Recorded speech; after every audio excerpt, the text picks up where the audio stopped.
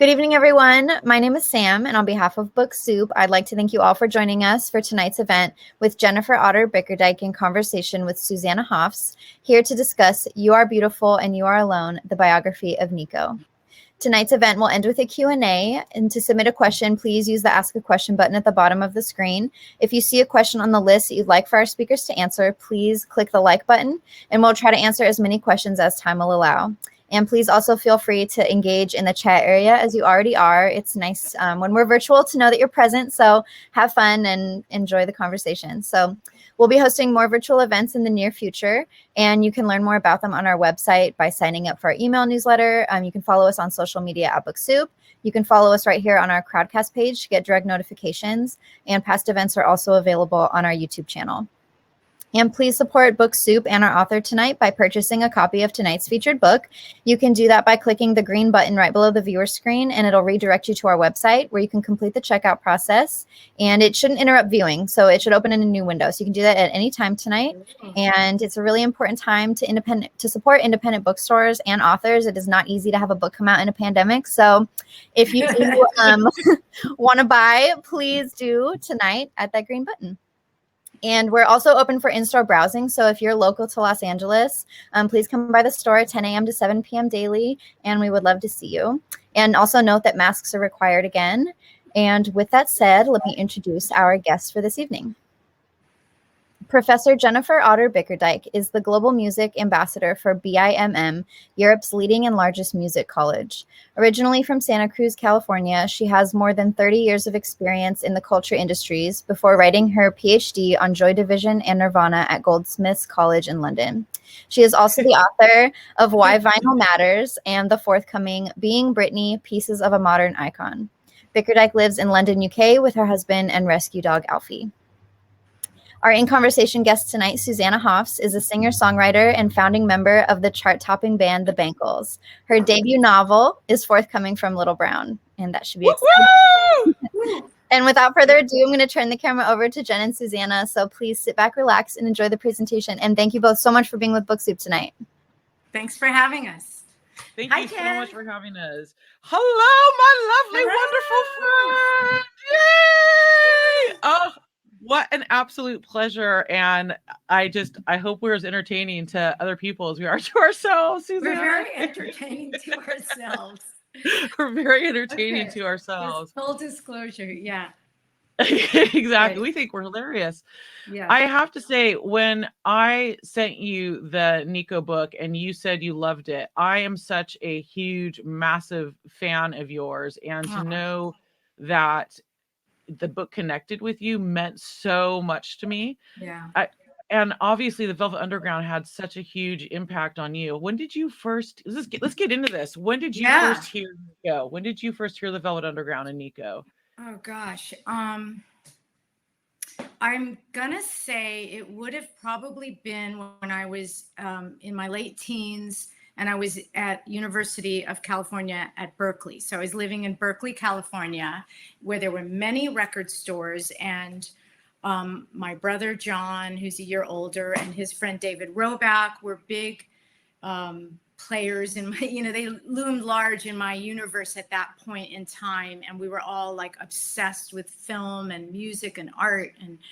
And so I think I discovered the Velvet Underground either in end of high school or beginning of university. And they spoke to me. That band, everything about the band was like almost like a revolution in my mind about being an artist, about music, about how there was somehow they pulled the threads from all the different disciplines of art, including the happening, including theater, sort of the whole connection with Andy Warhol and pop art and of course the 60s, because I was such a little kid in the 60s. I mean, I started playing guitar in 1967 when I was 8, so the 60s was not only to me just a golden era for the arts, but just growing up in the way that my family was and how, my parents were so interested in music and art and film, it was just kind of everywhere that I turned. So, but the Velvet Underground kind of encapsulated all the disciplines kind of coming together in a way that kind of blew my mind, to be honest with you. And it sort of informed my journey forward. And that's, anyone who follows me on social media might have noticed that I posted a version of me singing I'll Be Your Mirror. I also sang a song that was on Nico's Chelsea Girls record, which came after the Velvet Underground, but which was I'll Keep It With Mine. And those were two recordings I made with David Roback. In case you don't know about David, he started a band called Mazzy Star, which many of you know. And but our early recordings in Berkeley and beyond that, including the two covers, I'll Be Your Mirror, which was a Velvet Underground song that Nico sang, and also from Chelsea Girls, I'll Keep It With Mine, which it took me many, many decades to realize that Bob Dylan wrote that song. And then in your book, you talk about Nico's involvement with Leonard Cohen, Bob Dylan, and how those musicians informed her journey. So it's like this giant circuit of like inspiration, it's so. Yeah, so I would say, back to your original question, late 70s, like the 70s, like my late teens. Yeah. Did you have I want to say, I may have made this up. For some reason, I thought you had a poster of the Velvet Underground, like in your bathroom when you were a teenager. Did I just make that up in my mind? I had a Blondie standee. I had Ooh. lots of vintage posters. I'm trying to think of, I probably did have a Velvet Underground something somewhere. I mean, they were so important to me. So, sometimes we'll get off the Zoom and I'll be like, yeah, I did have that, but I just not remembering exactly that now. Yeah. I could have made that up. That could be, I do this sometimes. Like, I'm like, oh, I know that. And then I'm like, huh? Like it's some weird misfire. It's like some dream. Like, I don't know. Like I have, because I spent so much time.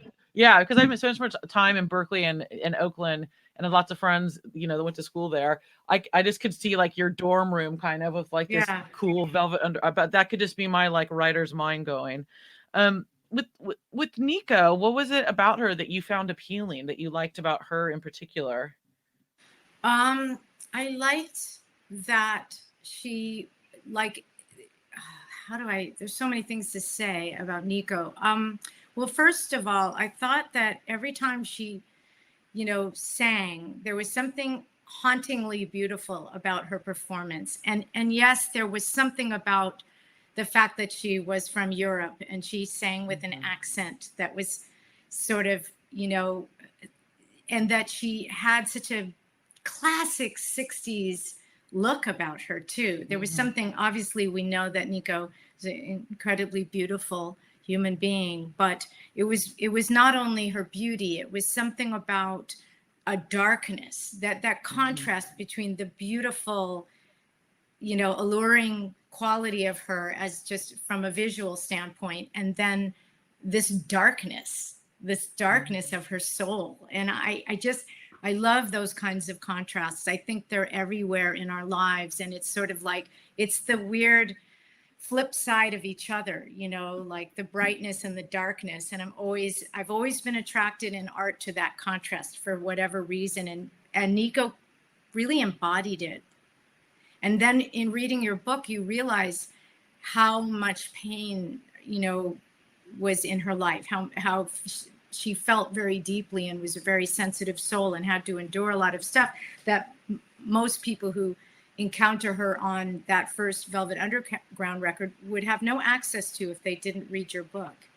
I learned so much from your book, and it was quite heartbreaking, Thanks, Susanna. I mean, today I actually did for people who don't know, I'm actually in London. I live in I'm originally from Santa Cruz, but I live in, she said that in my intro, didn't they? I'm in London right now. I did a BBC interview earlier today, and one of the things that was interesting, and it was like, I don't like to stereotype things, Susanna, but it was a guy that was interviewing me, and one of the things he said is he was really asking me about how her upbringing and those early years growing up in Germany during World War II, how that affected her later on.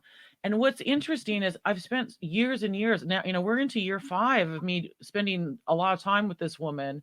Yeah. And I'm still finding out and thinking things about her anew. So when he was asking me about today, I just started thinking about it. It's like, can you imagine being like 8, 9, 10 years old and you're going back to your house and you're seeing dead bodies in the street and you're seeing, No, it's I can't incredible. imagine that. Yeah. She she Yeah. she she was alive during World War II, right? I mean, Yeah. that was in the book. And so yeah, I mean, just even, growing up and having grandparents who took in Holocaust survivors. My grandfather was a rabbi, and he just, I can't imagine what it would have been like to be in Europe during that time, and it certainly informed some aspect of Nico as an artist, that she was witness to that, growing up in Germany.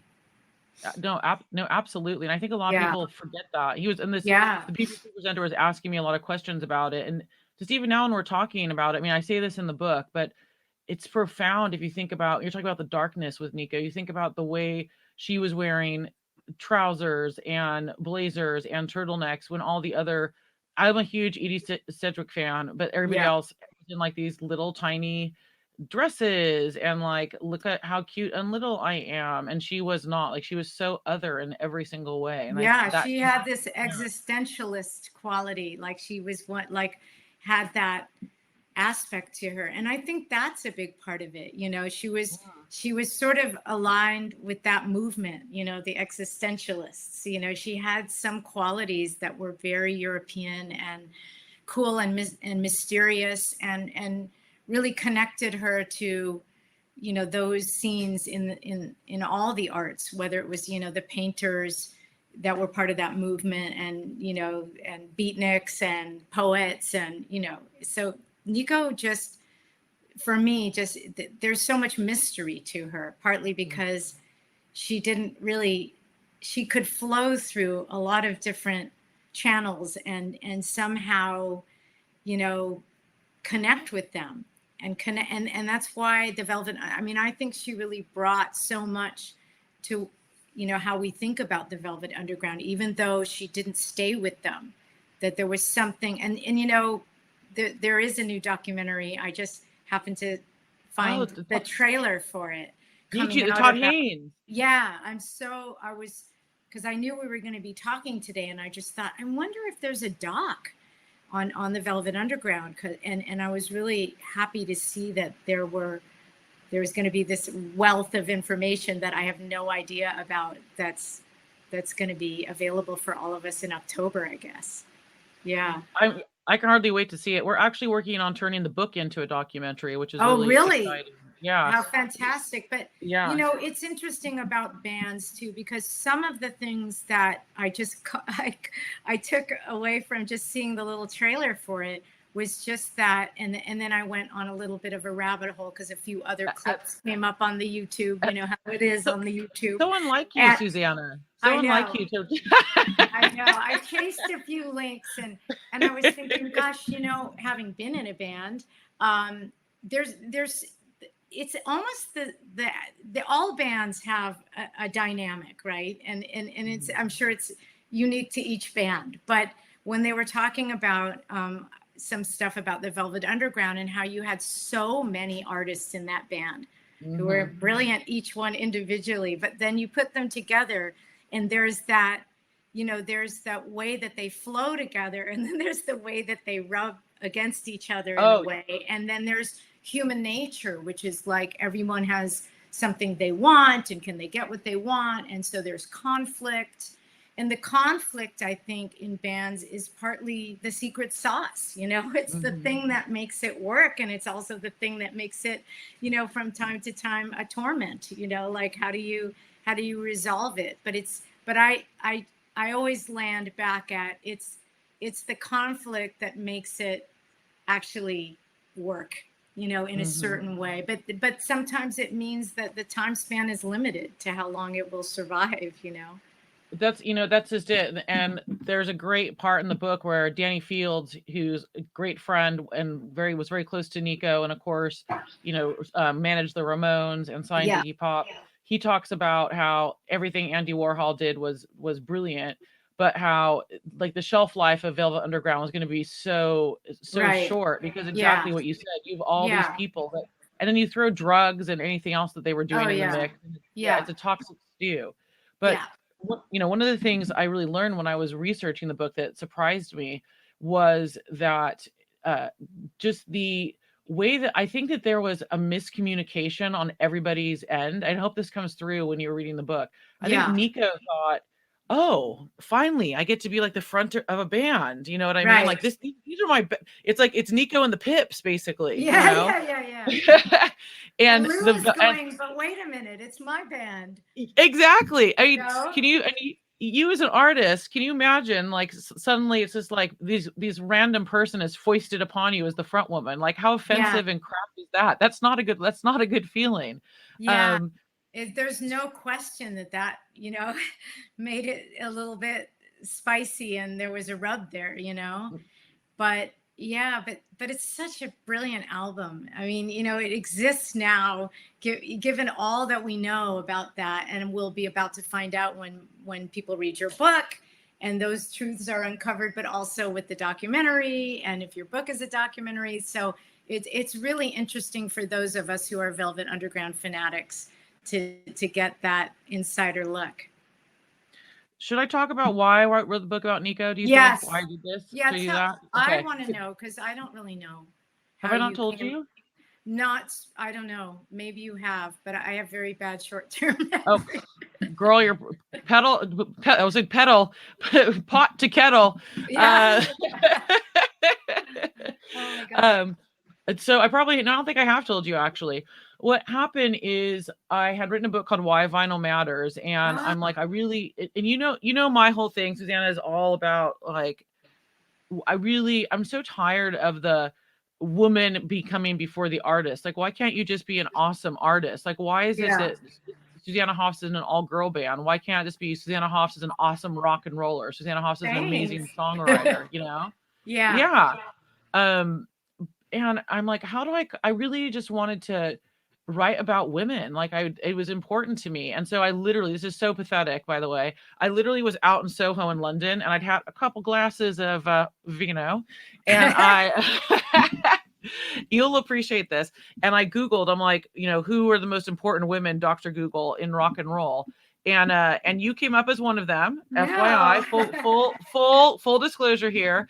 But Nico came up and like there'd been nothing written about her. There'd been a couple of books, and like of course I knew her from the Velvet Underground. I knew her from there's a great scene in the Royal Tenenbaums. Have you seen the Royal Tenenbaums? Yes, where they play that song. Which one was it? I'll Keep It With Mine? No.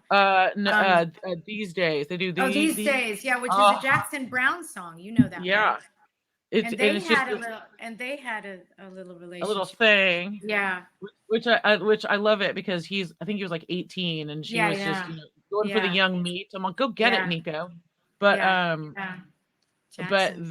the more like it was interesting because I did not know like I did not know like her backstory or what happened after the Velvet Underground. Right. And the more I got into it, the more I was and you'll know this from being an artist, and I know this from working in the music industry and then writing so much about Joy Division and Nirvana. There's this huge gap, Sue, between like what actually happened and then what's mythologized and said is the truth.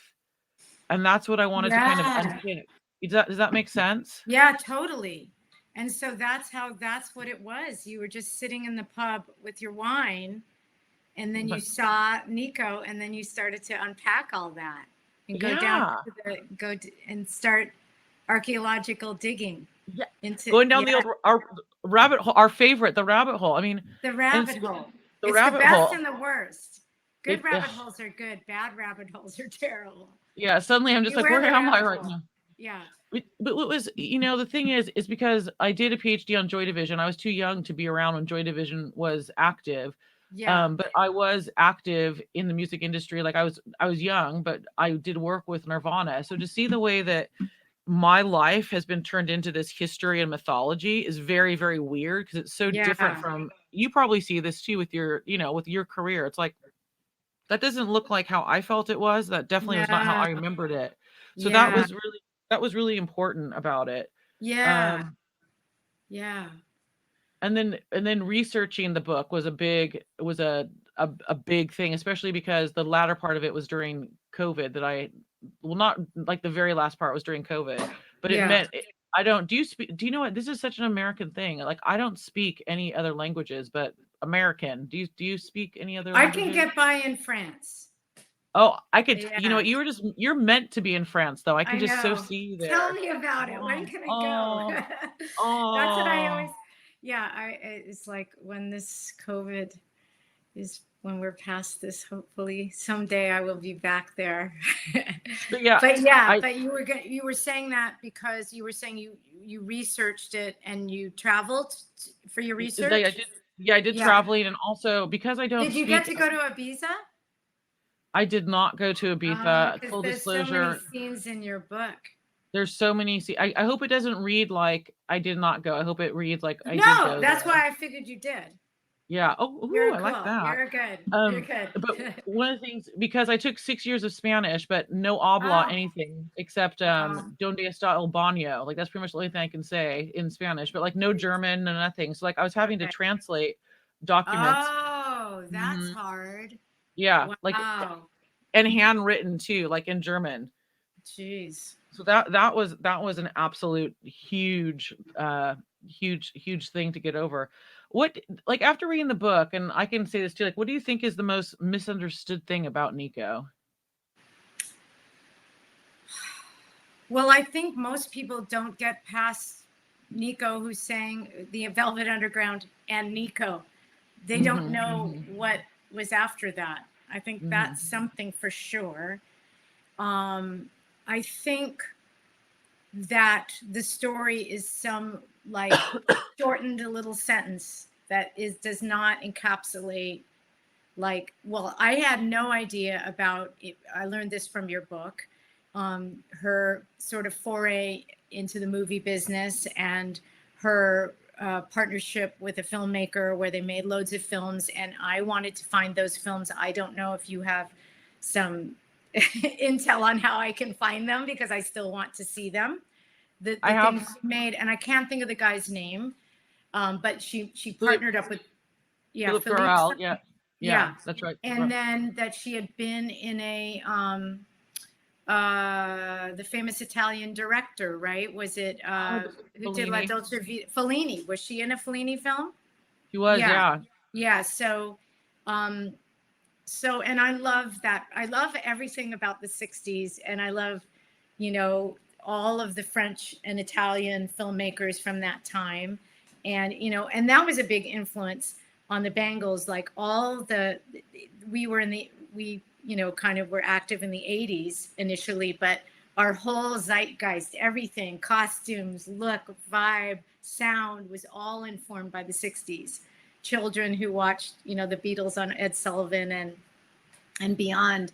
Like I didn't know that chapter of Nico's life. I thought it was really interesting when you wrote about her early years as a model, how difficult it was for her, how uncomfortable she was being a model, how she struggled with that. It was the thing that is interesting about Nico is that she had such a cool, she was like always struggling to do the thing she wanted to do. And the struggle just never really, ended for her. And so that's what's kind of so heartbreaking. And, when I saw the trailer for the Velvet Underground movie, and then I went down the rabbit hole and I found some other stuff, I landed on a performance of Nico with a later iteration of her band singing All Tomorrow's Parties at a venue somewhere in the UK. She's got a cigarette as she's singing. Have you seen that footage? Her eyes like this. The drummer is amazing. Yeah, and I remember you wrote about she was seeing one of the guys in the band, maybe the guitar player. I don't remember now because I read your book a few months ago. Didn't. It was like in April. Yeah. Yeah. So, but it was, you know what? And I know what it's like to sing in a small club like that. And the drummer was amazing. And the guitar player was behind her. And she was standing with a cigarette. And it was packed and loud. And she was perfectly in tune, even though her voice had this kind of sort of tonality that made it sound sort of heavy and weighted and kind of Germanic. And her accent is so strong. But she was nailing it, and I just thought, I wish I had known that Nico, I wish I could have gone and been a fly on the wall at that show. And I just thought, God, she just kept going and going with the touring, and she kept doing her thing. And there was so much sorrow to her story, and it made me sad. But I had so much respect for her just stumbling onto that clip of her singing and doing such a good job. I think there's a set of performances. I want to say like they're from Cherry Red recording, and I could be wrong though. Yeah, that was it. That was yeah. They were the ones who posted the clip. Did you see the one of her doing David Bowie's Heroes? No. Oh, it is the most haunting thing you'll ever see in your life. Like she just her eyes are like this, and she just singing the words and everything. It's even if you don't like that rendition of the song, it's extremely moving to watch it. And it's actually a perfect song for her. Mm-hmm. And she changes some of the words. She changes some of the genders in it, which is really interesting. That's cool. One of the things I just feel, I don't know if you watched if there are any interviews with her came up, but I just feel so frustrated. I feel her frustration. It's coming through the computer when you watch interviews from her, and from the 80s, because people are people be like, the first question is, what was it like being in the Velvet Underground? And this is like 20 years after she's been in the Velvet Underground. And what was Lou Reed like? What was Andy Warhol like? It's like she's had all these her own solo records, her own life, and yet she can't escape it. You're just like, oh, please ask her about her own career, ask her about her own life. And it's one thing that I found really frustrating, doing the book. Like I've said this before, but the word that I felt when I was writing the book was anger, because for so long Nico's been defined by the men that were around her instead of her. Yes. So did you get the sense of that as well? Oh my God, yeah. And I was heartbroken for her. I was heartbroken for how many times her heart was broken, to be honest. And also, by the way, Chelsea Girls, that album, that I'll Keep It With Mine. And David and I, basically copied the arrangement because it was perfect. It had the Will Glenn, who had been in the Rain Parade and it was in Mazzy Star 2, played violin. And we did it just like in one take. It was so fun recording it because David and I loved that record so much. And, that record should be in the Rolling Stones 100 top, it's just, if there's a takeaway from tonight, yes, listen to the Velvet Underground and Nico, the first record, but also get Chelsea. Is it Chelsea Girl or Chelsea Girls? It's Chelsea Girl, I think. I don't remember. Girl, yeah. Yeah, because it's like, and as I said, I didn't know Bob Dylan, and his version came out on like one of his archival projects, and it's really cool. I had no idea that he wrote that song. But anyway, yeah, I felt so, that was something that I really took away from your book, was like how her heart was just crushed so many times. And my heart bled for her, like I was just I had this feeling as I was reading it, like, please, let there be some light for her, and, and, she struggled with drugs, and that was really painful to know that was just like so hard for her to, just be okay to get through a day without that. And, it was really, truly heartbreaking. I mean, you and I talked about this before, that I interviewed Johnny Marr a couple months ago, and he used to see Nico all the time out and about in Manchester when he was like a young teen. And the word he said that he remembered, he said, the feeling I felt from Nico was disappointment. She always had an air of disappointment about her. And that to me is just so heartbreaking. Like how, just especially for Johnny Marr, very sensitive, astute guy. But for him to pick up on that as a young man, I think it just must have been radiating off of her, and how that must have, it is horrible. I mean, again, today when I was doing this BBC interview, one of the things that people say is like, and when I was first sending out the manuscript to friends, my friend Allison up in San Francisco, she would text me and be like, oh my God, the book's so good. This is great. Da, da, da, da. And then as she started to get towards the end, I'm making this a little bit more dramatic, but she's like, please let something good happen. Yeah. No. This is, this is not gonna this. And then at the end, she was like, there was unrelenting, it's unrelenting sadness in a lot of ways, whether it's the addiction, whether it's the poverty, whether it is the way the press is writing about her. Against it's a male dominated press that's writing about her.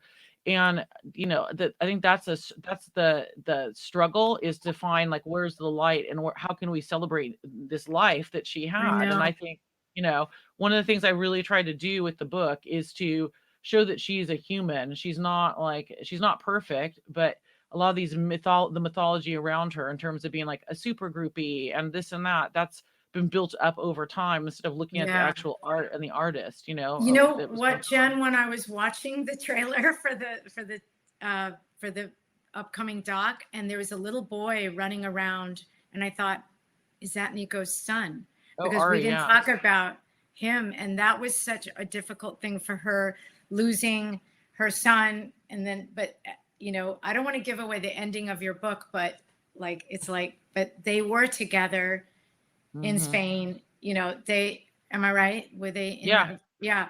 And they were united, but there were periods of time where she was forced to not have, she was not able to be the mother that she wanted to be. And he wasn't, with her, and he stayed with Alain Delon's parents. And, so it was that must have been just crushing for her. She just had so many things that were difficulties. And you'd be saying that again. I've not thought about quite the same way, but early on, when I did some events, that was something that came up a lot. Was she a bad mother? And I have had people ask me that, like, she was a bad mother, she was a bad paragon of a parent, and all these different things.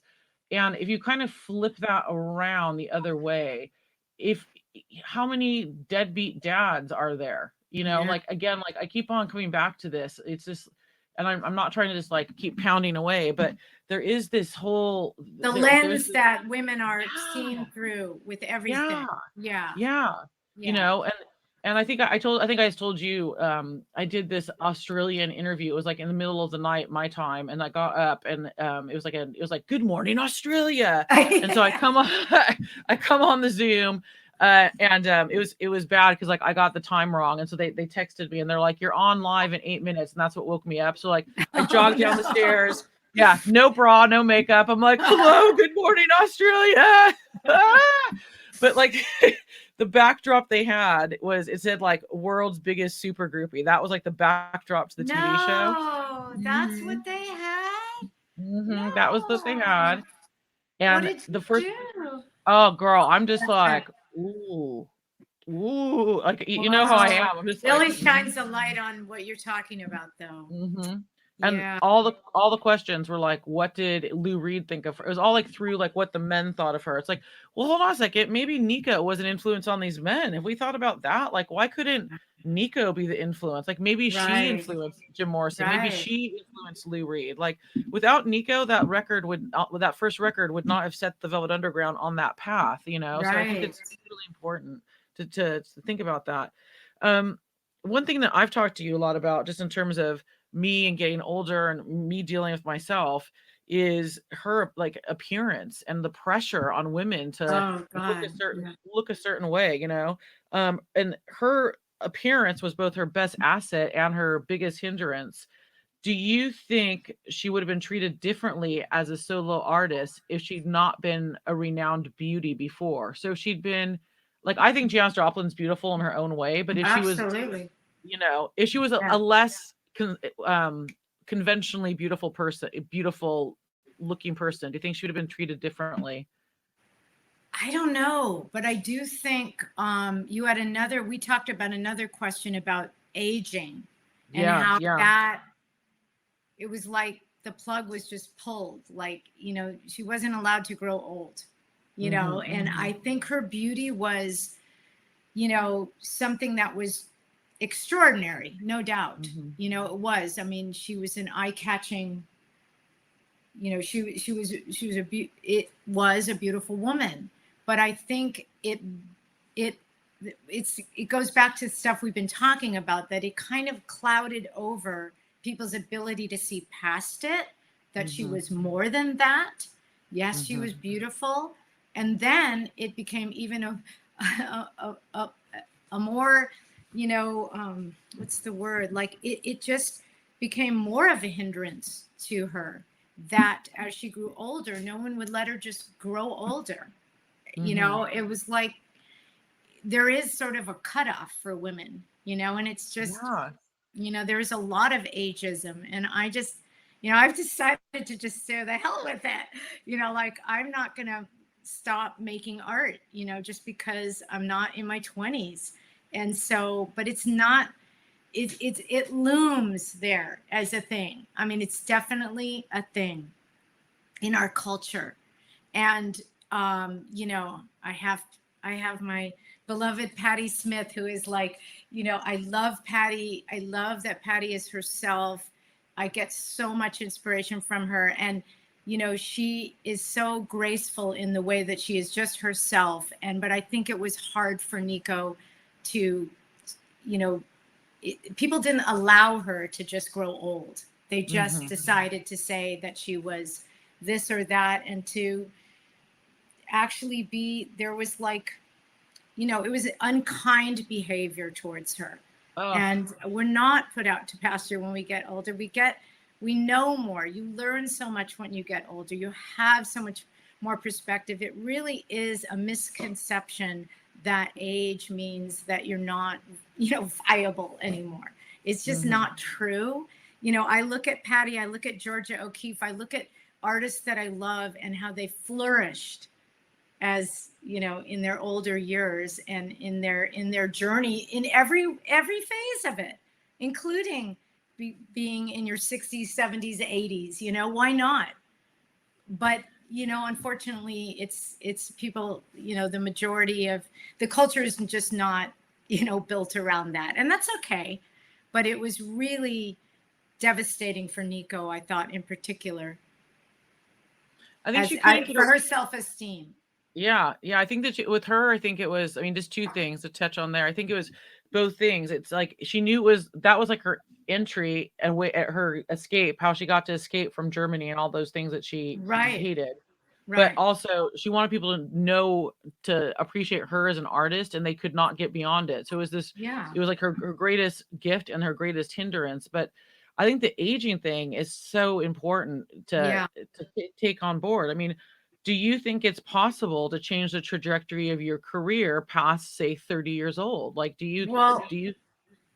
I'm not stopping. For me, I just don't take no for an answer.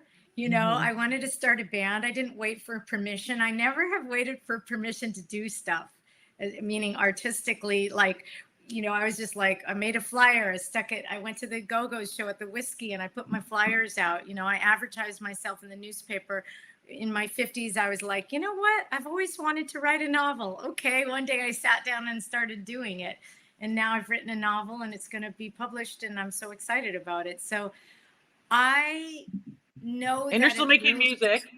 And you didn't say that. Oh my God, I'm in the studio right now with Peter Asher making 2 albums with the most incredible musicians that played, all the musicians that played on all the Linda Ronstadt records. And we're all old and we still play well. And I haven't stopped singing or playing music. So, the thing is, like, I'm just not I'm not drinking that Kool-Aid. Like, you know what? Fuck it. Can we swear on the books? Yeah. I don't take, I want to make art until I'm no longer here, So, but I do think in your book, it was really, I just think it was tragic. I don't want the readers to know. Maybe we want them to get the book and they don't know how things ended for Nico, but there was a great deep sadness that I felt. I just want to say one thing about you, and that is you are my Patti Smith. Like you've inspired me my whole life. But I would say getting to know you as a friend and as an artist is just, you've been absolutely a pillar of strength and inspiration for me as an artist, a friend, and as a woman. And I just think you're incredible. So I just want to say publicly, I just love and adore you to bits, and keep doing what you're doing because we need you in this world. Seeing you thrive, Susanna, it makes me think you know what, I can do this at age, I'm knocking on 50. I can have this other whole career. And I think that's something that you're lighting the way for me to show me I can do it. And, you know, Thank talking to you. me and telling me, and you're just leading by example and you're blossoming. It's so exciting to see you do it. I can hardly wait to read the book. It's going to be amazing. Good. And I just spent the day. Okay. I told you this on one of my walks. Are we out of time, by the way? No, we have some questions, but I want to tell. Let me just say, I spent the day with one of my heroes, and I think. Are you going to tell the story? I just want to say that I spent the day with Joni Mitchell, like last week, and I told you, I called you the next morning. Yes, I love this. And it was so amazing. It was so amazing. I had met Joni. I remembered it. It was 25 years before. So you get to say 25 years ago when you get to be this age. Which is, I'm proud of my age. I'm 62. Wait, am I? Yeah. I always forget. Yeah, 62. That's the other thing. You start losing track of the exact numbers. But yeah, I spent the day with Joni. Peter Asher was there because we're working together. And it was just so fun to start talking about like the shows we're binging. And it was like, after I got over like the obvious, like, oh my God feeling, and it just became like two human beings talking. It was so great. So, you know what?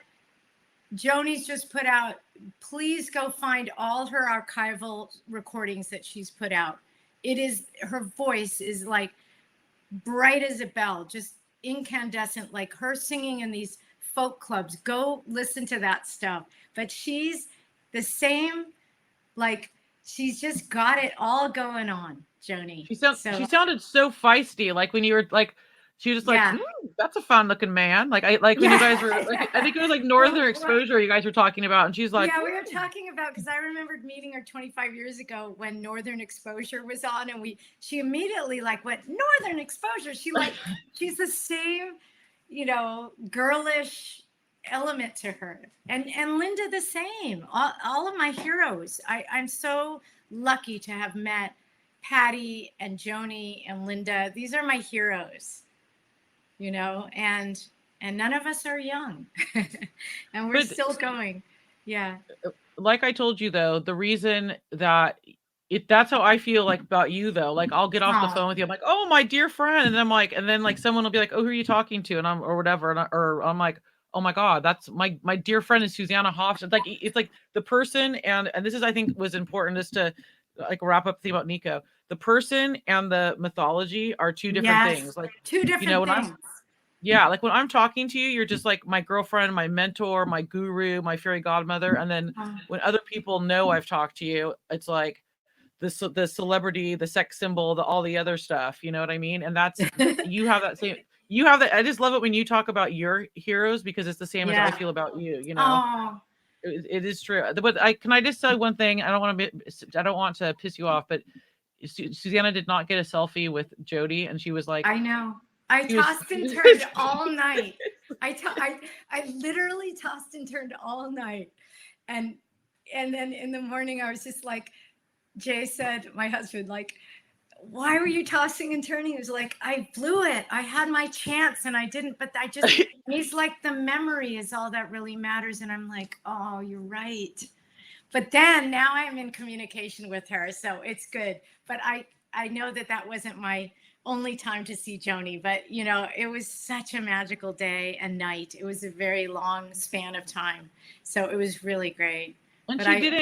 And she was talking to you as a person. Like she knew the Bangles, but she wasn't like star to star. She was like connecting with you as like a human, which I thought was so cool. Absolutely. You know, like the same way. I mean, I'm the kind of person, like, you just get me started on what shows I'm binging. And it's like, it could be, you know, like I could be, if I did still go to places like Starbucks or just in the world and not at my house all the time, I would be striking up the same conversations. But to have that conversation with Joni was kind of crazy.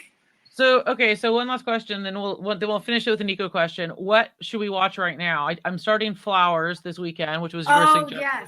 Yes. Yeah. Flowers is this really overlooked show. I think it's on Netflix. Was it on Netflix? I got it on Amazon Prime. And Olivia Colman's in it. If you just put in Olivia Colman and flowers, you'll get to the right one. Yeah, I don't know. I'm always watching so many shows. I like all the Maxine Peake shows. I can't believe you know her. She just she Silk. loves. Yeah. She can't Is it believe Silk? she's just or Silk. I forget. I watched it a long Silk. time. I told her I'm like yeah, Susanna loves Silk. She's like, what? How Yeah. I have to. Next time we talk, well, we should do a Zoom soon, just you and me, and I'll play you her.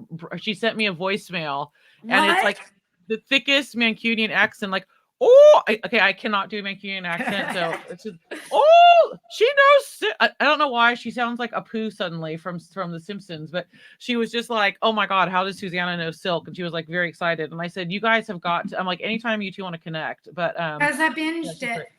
Yeah, every single episode. I'm always sad when I'm out of episodes. Yeah, so just one last thing about TV show. Did you watch The Wire? Oh gosh, yeah. I've watched it all the way through twice. Oh, so have I. And like twice. I think it took me 2 weeks to get over Omar dying, and the actor that played Omar just passed away. It's horrible. So sad.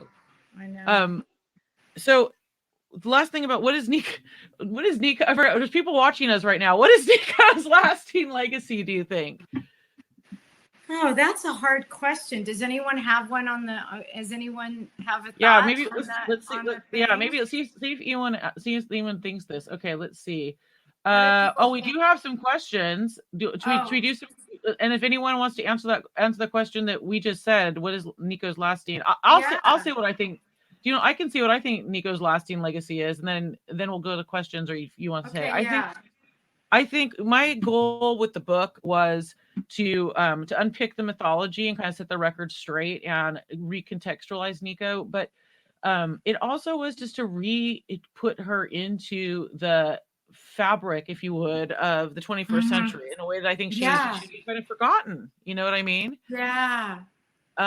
And much the same way that, like, the fact that you make art, like you and I've talked about writing this, that, and the other, and just writing because it's something I have to do. That idea of making art because it's something that you have to do.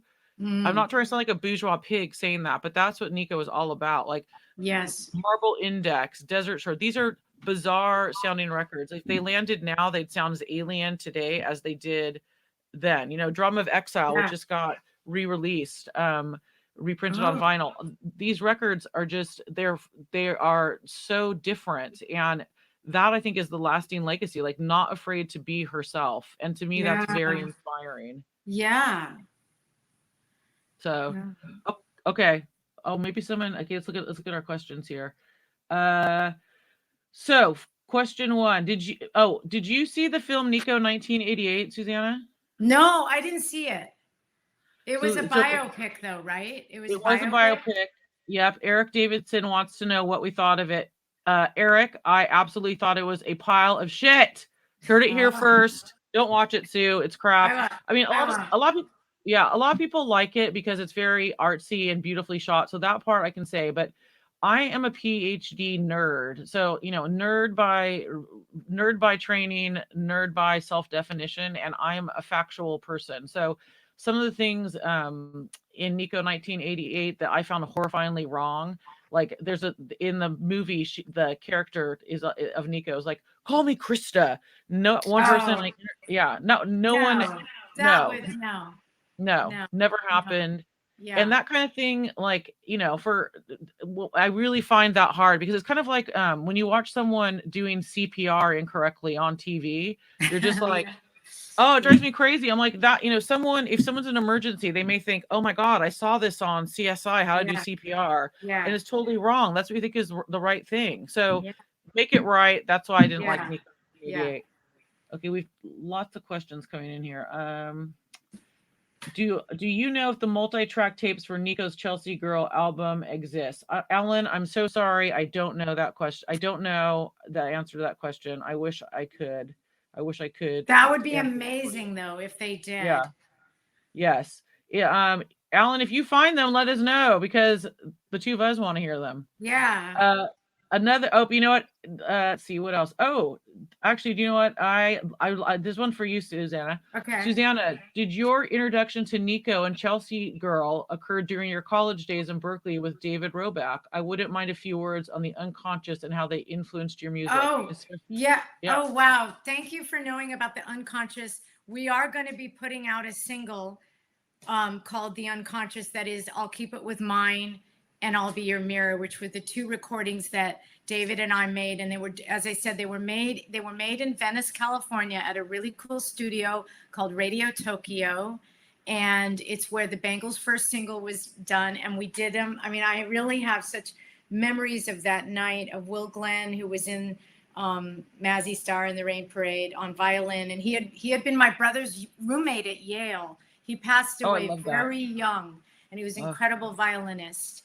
And then David on guitar. I think I played guitar too. They were all done. I just remember like that period of time. It was like 1983. And I remember there was a bottle of whiskey there, and I like had a little swig, went up to the mic, and we just like slammed it, just did it in like one take. But it was like I was channeling Nico in those things. So I think now we are going to finally release that as a single, and it'll be really nice. And we have a photograph that our dear friend Laura Levine took of one day up at David's house. We grew up 3 blocks from each other, so it was just, I was over at this. He had this sort of attic room there, and it's me sitting in a chair playing guitar, and David's playing. It's really cool. It's so hard. I have all this new music, new old music, and I have a whole album that's just been like taking forever to get from, the files to the streaming. It's just so hard to get anything done. I apologize to people who've been waiting for so long. I cannot tell you how frustrating it is, but things will be coming out soon.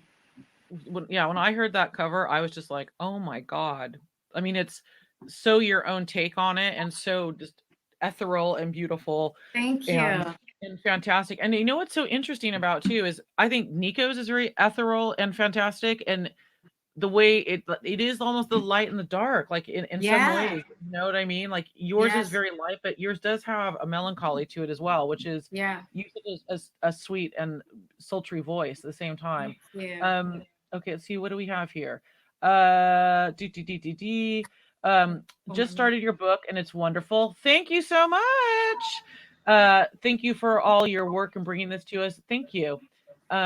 This may be a bit off topic, but Nico's catalog is a bit of a mess these days. Yeah, that is totally true. Doing your research, did you hear about the possibility of any re-releases or archive projects? That's a really good question. And the answer is, I know that Aaron Six has just put out Drama on Exile again on vinyl. And in terms of the catalog in its full capacity, no. Like I talked to the record label, she's various record labels and various different stakeholders, and there is no one person, there's no estate or anything like that. So unfortunately, there's not one person to go to for it.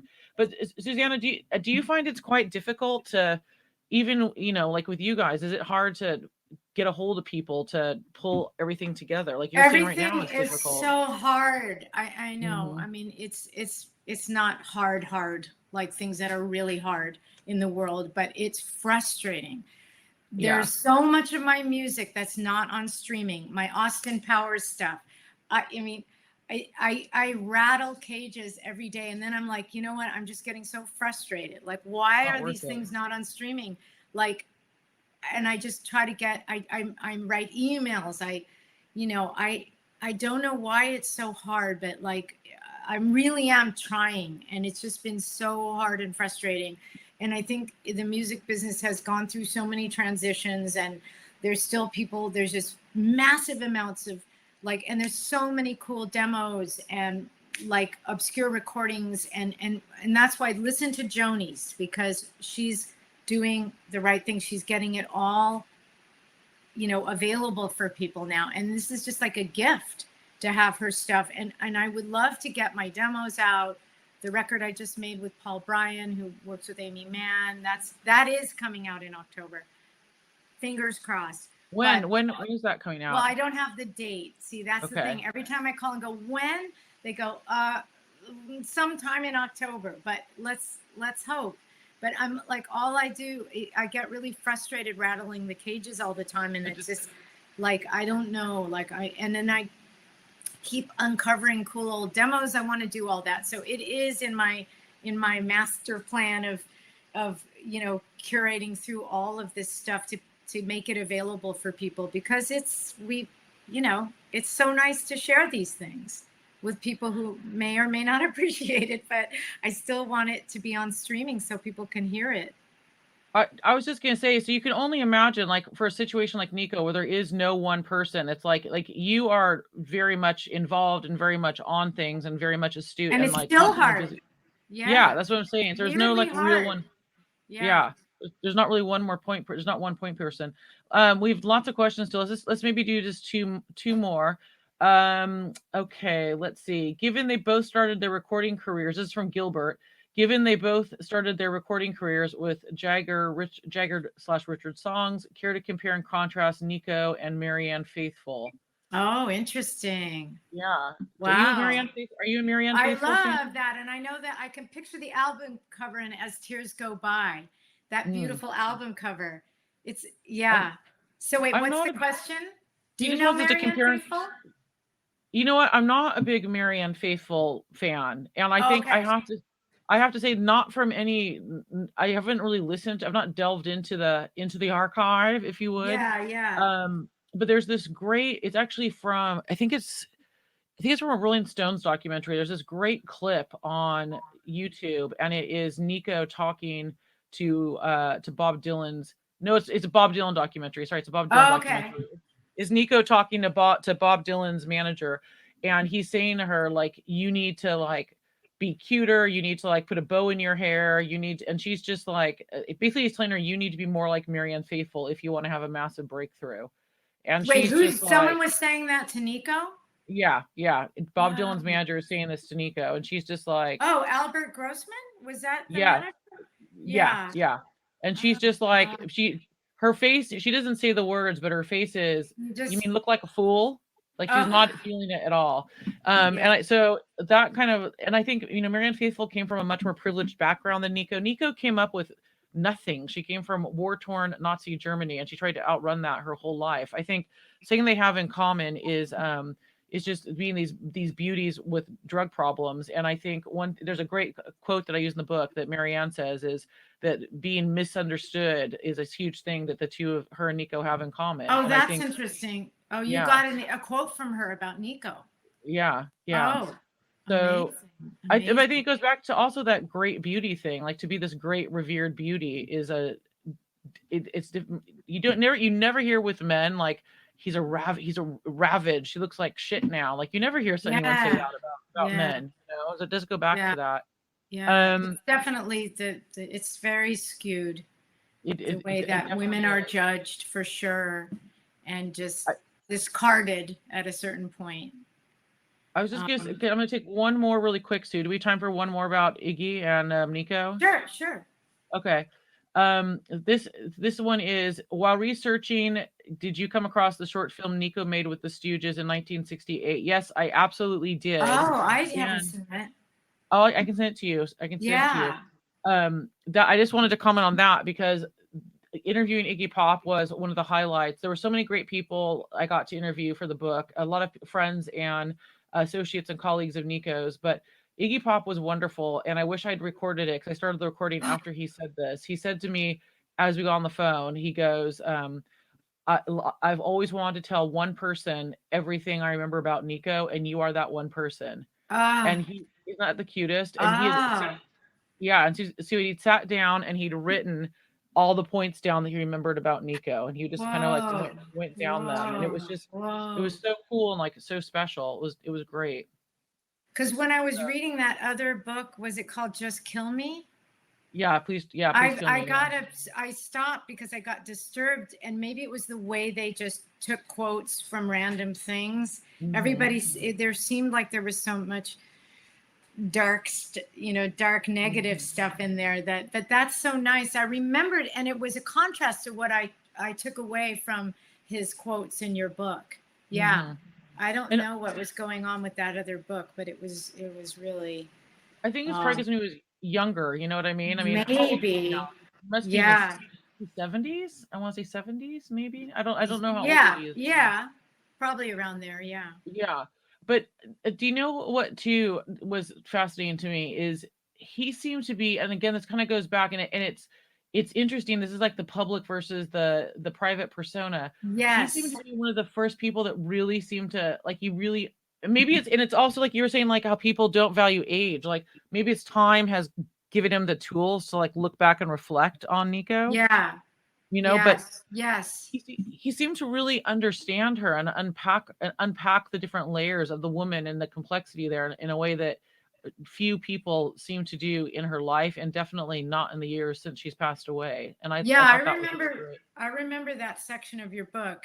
And yeah, that's why I was struck when I started reading that other book, and I was like, you know, who's this? Yeah, what happened? Where'd the nice guy go?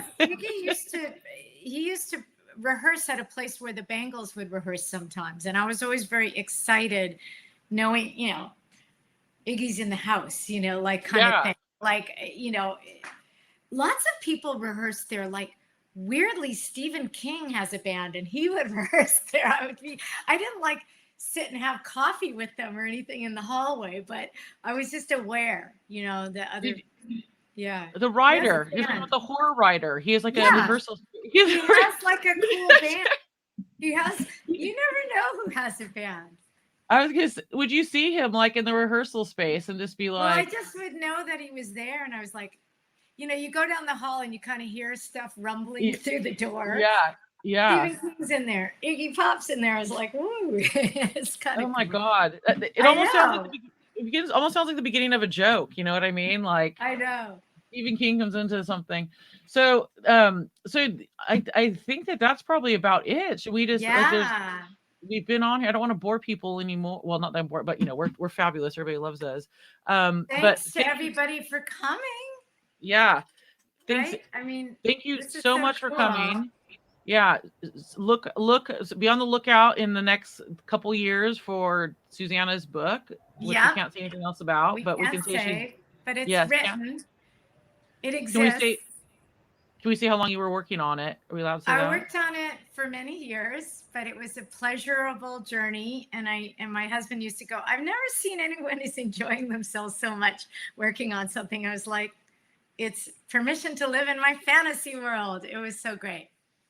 And you wrote it because you wanted to write characters. What? Yeah, you wrote it because this is coming back to the whole like, what do we get from Nico? You wrote it because you felt like you had to write. You wanted to write this story. All my life, I've had my nose in a book, and I just love fiction. I love all forms of storytelling, whether it's songs, paintings, theater, film. I love being inside of a story. I love characters. Characters in shows are like, I feel like I know them. You know, like they become members of my family and my friend group.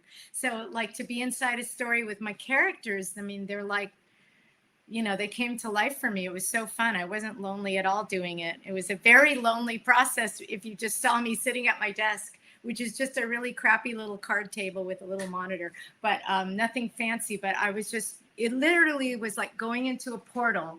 And then like, I'm in this other universe with these people that I've made up. It was very fun. So hopefully when the book comes out and if you buy it and you read it, you'll feel like the characters will come to life for you too. Well, and you heard it here first. You've not talked to anybody about it. I've never talked about it publicly tonight with you, Jennifer. I can't thank you enough for doing this. You've been absolutely, I mean, I know I said it before, but I love you to pieces and you're so inspiring and wonderful. Love you to pieces. You're like Mary Poppins, almost perfect in every way. So thank you everybody for watching us. I really appreciate it. Everybody. Thank you. Buy Jen's book. It's amazing. Thank you so much. Thanks. Yes. Do that at the green button if you haven't yet. The green button will take you to the website where you can buy the book. Thank you both so much for joining us. It was such a nice conversation and so wonderful to hear and meet you both. It's really an honor to have you. So thank you so much for joining us. It totally didn't make the Austin Powers connection. I grew up on those movies, so I love that. Love that so much. I forgot to mention that because I saw that recently and I was like, oh my God. So Yeah. my mom is the Bengals and then I'm Austin Powers. So it's cool Woo! to have that. Yay. Sue is the Forrest Gump. Like she's like, you know, if there's a cultural moment, she's there for it. I swear to Yeah. God. It's And the weird. best, I saw the Patti best Smith's story. not last show. I saw the Sex Pistols last show at Winterland. Belinda Carlisle, who I grew to know very well, much later than that. And I also saw Patti Smith at Winterland. So there's like these weird, yeah, it's like Forrest Gump moments where I was there when that happened. I was there. Yeah, that's the good part of aging. Let me just say that. You collect all these fun experiences. Yeah, that's amazing. Well, thank you both so much. And thank you. I know it's a weird time for you, Jen. So thank you so much for adjusting that and being with us. And it's been wonderful to have you both. So everyone have a wonderful rest of your evening. Thank you Bye, everyone for joining everyone. us. Bye. Thank you so Bye. much. Bye. Good night. Bye.